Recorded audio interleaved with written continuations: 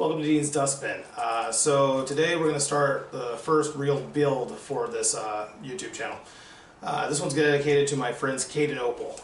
Back in August they got married. I was the minister. Yeah, go figure. This guy's a minister. And I had a wedding gift that day, but I remember we were getting dressed and I looked at Kade and something kind of went off in my brain. I was like, hey Kade, how do you and Opal feel about Ouija boards? He just looked at me and was like, we freaking love them. Why? Perfect. I'll have something for you in October. And what I came up with the idea of doing is for this couple that I love dearly and who's very unique like myself, why not make them a custom built Ouija board coffee table? So that's what this entire build is about. We're going to be making a Ouija board coffee table. Now to start with, I always try to make a design of some kind. I measured my coffee table inside. It's roughly 3 feet by, I think it was 20 inches wide. I'm going for 3 foot by 2 foot for my tabletop. And then the other aspect of any table, obviously you need legs. Now, you can't just do normal stuff in my world, and you definitely can't do normal stuff when we're talking Ouija boards. So what we're going to be using as legs, kind of like a clawfoot tub. I have these aquarium ornaments, same ornaments that I used to make my flagpole out there. So what we're going to do is we're going to take these aquarium ornaments and we're going to turn them into the feet by drilling a hole straight through the top here. And then I got 1.5 inch solid oak dowel rod. We're going to countersink it inside and then make a little platform on the bottom. And that'll be our table leg. And that'll come up. We'll have a tabletop on top, full on Ouija board. And that's the idea. So basic principles of building: we need 4 legs, we need a tabletop, need some kind of braces. As I've said before, and I'll say it again, I don't do things normally. So let's start today. We're going to start with the art and everything else that's going to come with the skulls. See how much I get done today. So let's do this. It's for you, Kade and Opal.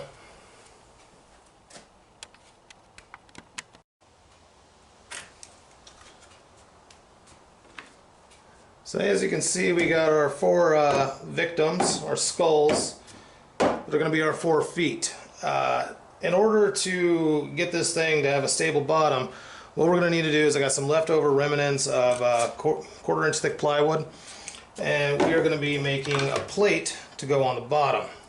So all you got to do first is we're going to take these things, try to use the board the best I can. Can I get... Don't know if I'll be able to get 2 on here, but I'm going to try. And all we're going to do to create our plate is... Nope. Ha-ha! There we go! Is we're just going to take a pencil, and we are going to do the best we can to trace around the base of this thing, so that we then have a template to cut out the actual base that we're going to end up using. Doesn't have to be perfect, but closer the better. Making sure that I keep my hand on top of it the best I can to keep it from moving around on me. And yeah, appears like we got it. Now we just got to do that 4 more times. Alright, now that I've created a template for each of the skulls, I labeled them. Each side of the skull, got a number, right? I'd like to think that these are all exactly the same shape and size, but I don't trust anything. So, as you can see, this one's labeled 1 and 2. Got skull number 2. So we know that that one is there. Now what we need to do at this point is we need to take these templates. I'm going to run it through the bandsaw here. 93.5 inch blade. Yeah, I'm compensating. And we're going to basically do kind of a rough cut. I'm going to sand down to the actual template.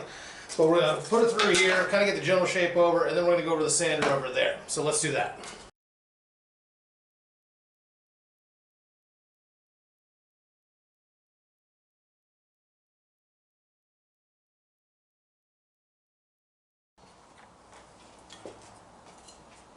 Alright, so now that we got these cut out, next step, I'm going to take it through this 1-inch belt sander there. Basically, we're going to kind of see what we got going on here. We're just going to kind of trim up those edges, get it all sanded down. This is why I didn't cut it perfect, because, let's be honest, I can't do it perfect. So we now can shave it down and do it this way to actually get the proper size. So let's do that real quick.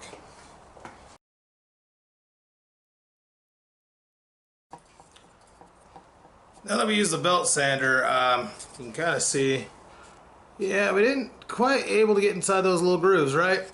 So, a couple ways you can do this. You can either hand sand it and kind of just work it slowly, or what I'm going to do, my old friend, the bandsaw. Basically, all we got to do is kind of just turn it on and then slowly kiss it and cut it. We'll get it done easy peasy. So, let's do that real quick, come back. Alright, so now that we got our 4 base plates done, I looked at them, measured them up. Yeah, they're going to work pretty good to be our feet.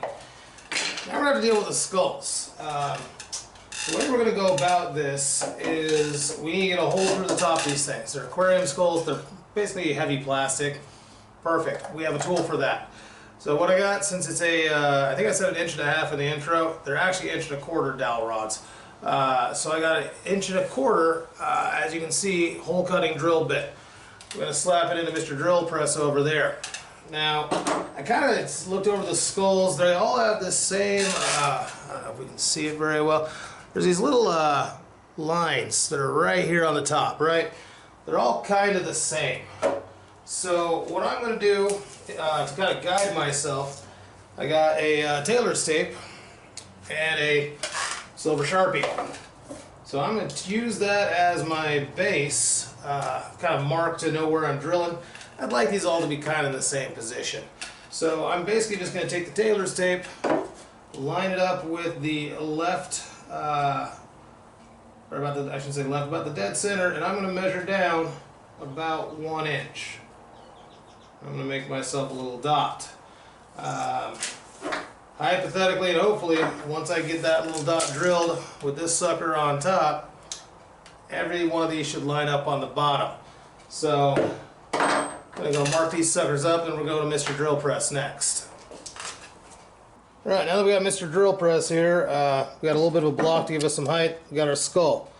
I don't know how well it's showing up, but we got the little circle there for my silver dot. The goal here is to now line this sucker up the best we can. And I think we got it. So now, we're going to kind of go in, since we're cutting into plastic, I'm going to be doing kind of a rocking motion, that way we don't gum anything up.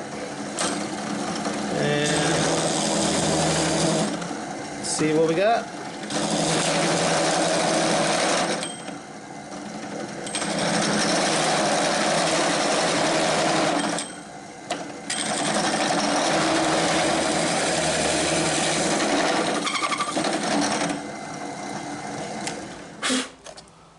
There we go. Now, hope upon hope, we can take that. Let's grab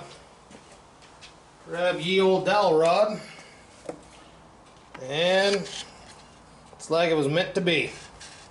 Beautiful.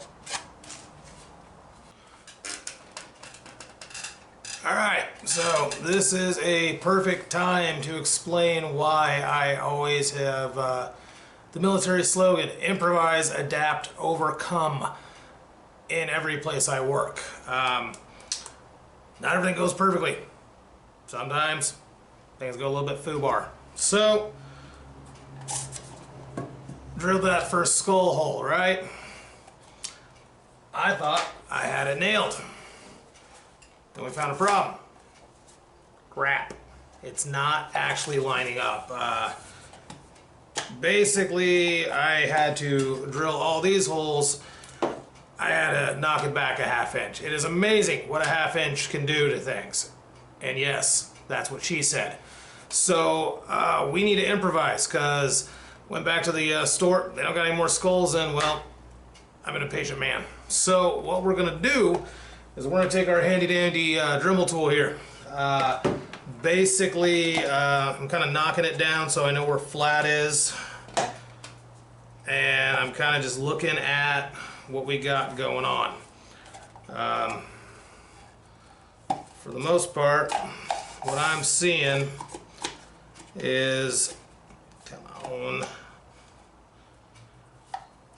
gotta get it up there. So we got a little bit of a lip. So what I'm gonna do, so I'm gonna take a Sharpie, and I'm just gonna kind of give myself a rough idea of what I think we're cutting out. I don't know if this is gonna work or not, but again, improvise, adapt, overcome. Just because something went a little screwy doesn't mean you're done, especially when you're into heavily modifying things like I am. So this is gonna get kind of nasty. I'm a little bit worried about the dust. So beautiful thing about having these things to cover up my long hair, built-in mask. And as always, safety third. So dang long hair. All right, now we're good. So then all you gotta do, got a Dremel tool, a little carving bit. Let's take care of it.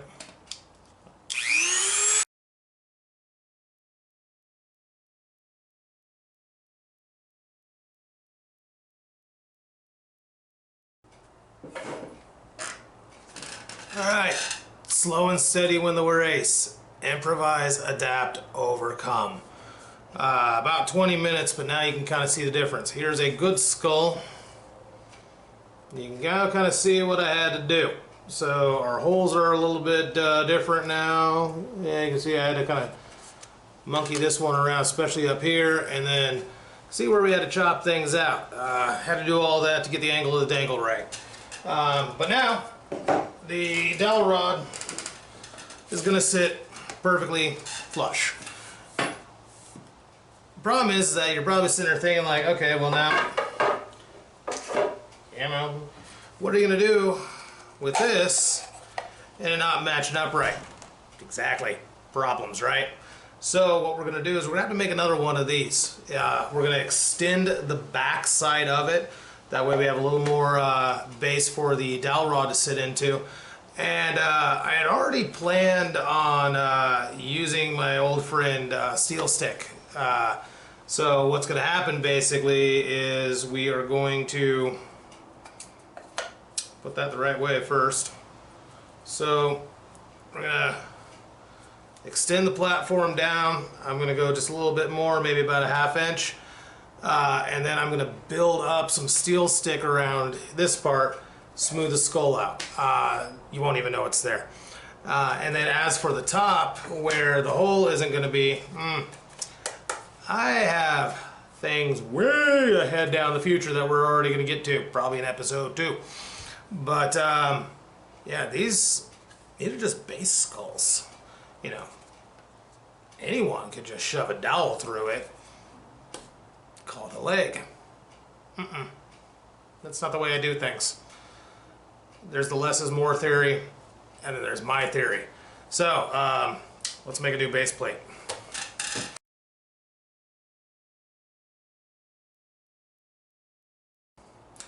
Alright, so now that skull number 4 is highly modified and ready to rock, that means I got my 4 skulls for the feet.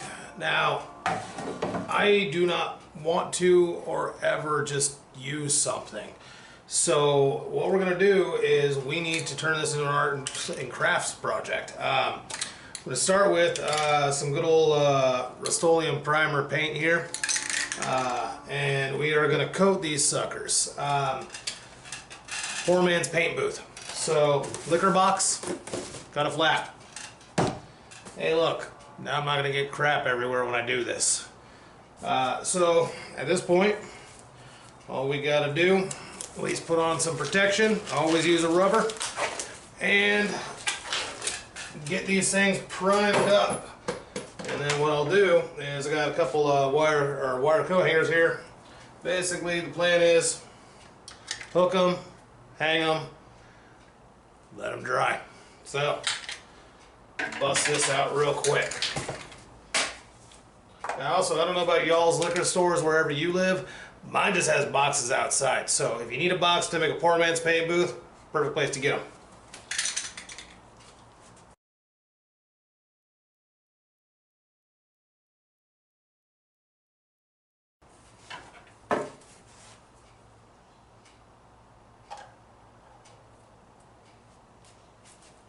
Easy peasy.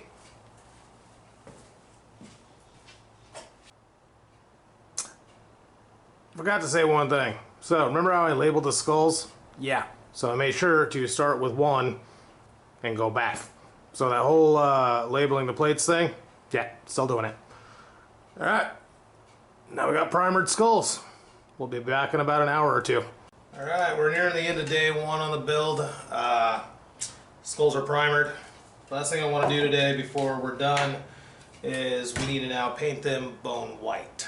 I'm going to open the next video with a lovely little story and some humor, but for now all you need to know is that I'm using antique white. That is apparently the color of bone. When I say apparently, and for those that aren't on the inside know of who I am exactly, you understand now why I say apparently. Everybody else, you'll learn next episode.